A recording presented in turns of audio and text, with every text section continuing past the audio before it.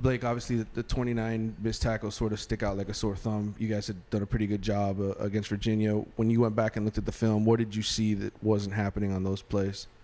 The two biggest things, is technique and pad level. There were several times, uncharacteristically this year, we were way too high in our pad level, and especially against a big back. But it doesn't matter what back you're tackling. If you tackle around the shoulder pads, it's going to be hard to get them down.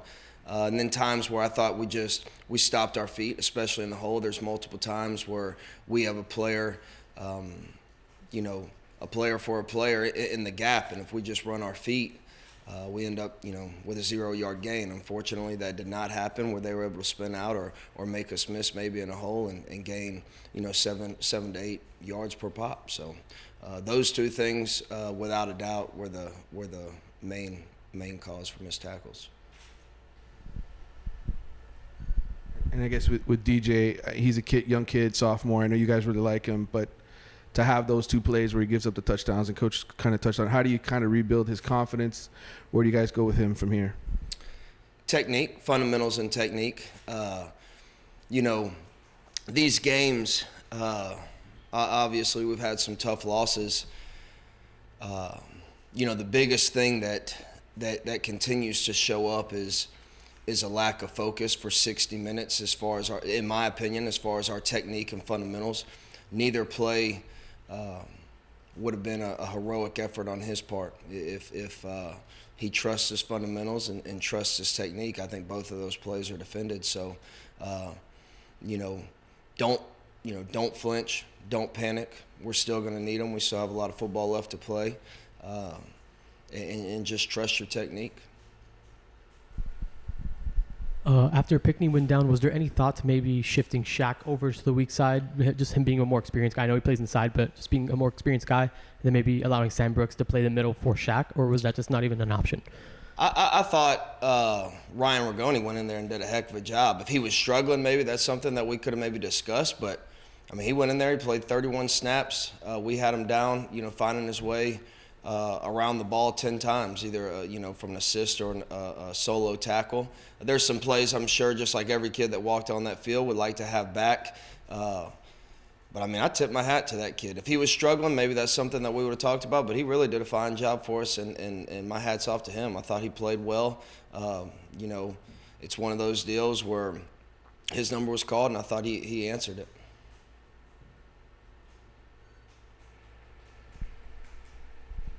Your thoughts just on the pass rush? I think you guys got 3 sacks and sort of creating negative plays. Obviously, that's a big part of what you guys do. Where's that in your mind after this game?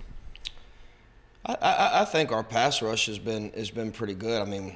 To me, that had no results on the game. I thought it comes down to stopping the run, which this defense is predicated on, and not allowing explosive passes for touchdowns. And we did not do a good job in either one of those categories. And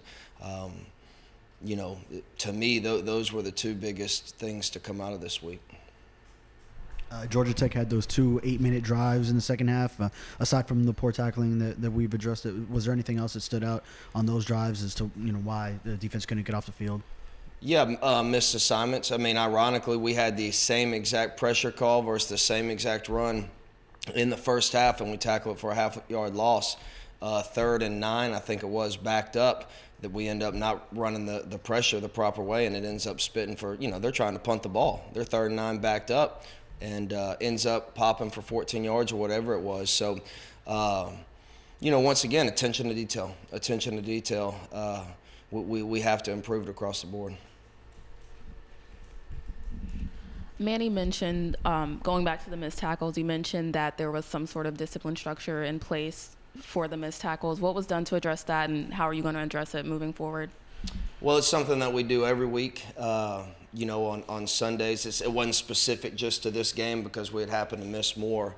But it's really just a tackling drill. And we'll continue. Like I said, it's something that we've prided ourselves on for a long time around here, but a long time as defensive coaches. And it's the same technique we've taught together for the last 10 years, and for whatever reason, we didn't execute. So, as far as coaches, we have to teach it better is the bottom line. We have to teach the technique better and harp on it more, because what happened Saturday is not our standard.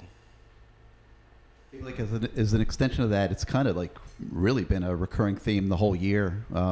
You've had to come in here and pretty much say the same thing several weeks. How do you put your finger on like why it's happening? I mean, we see practice. You guys drill fundamentals pretty much every day. The tackling drills, things like that. I'm sure all the different techniques and things are drilled every day. Where's the disconnect, and how do you change that? And I guess I assume as coaches you probably own it. Right. I mean, that's without a doubt the most frustrating thing. 1 week we're great at tackling, the next week we're not, or whatever the case may be. Just attention to detail. And as coaches, to me, we just have to continue to press on. We're not going to relent. We're going to trust what we're teaching. Like I said, it's worked for a long time, and we have to continue to harp on it to make it more consistent.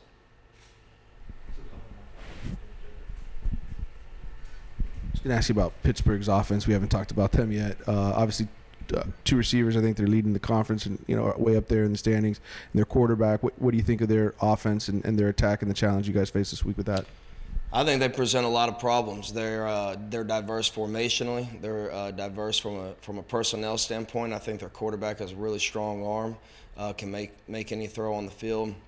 I think same thing. They have a bigger back. We're going to face a bigger back once again, and I think all their receivers are all really good players. So probably top to bottom, probably, if not the strongest, one of the strongest offensive lines we're going to face up to this point. So I think they're very good structurally.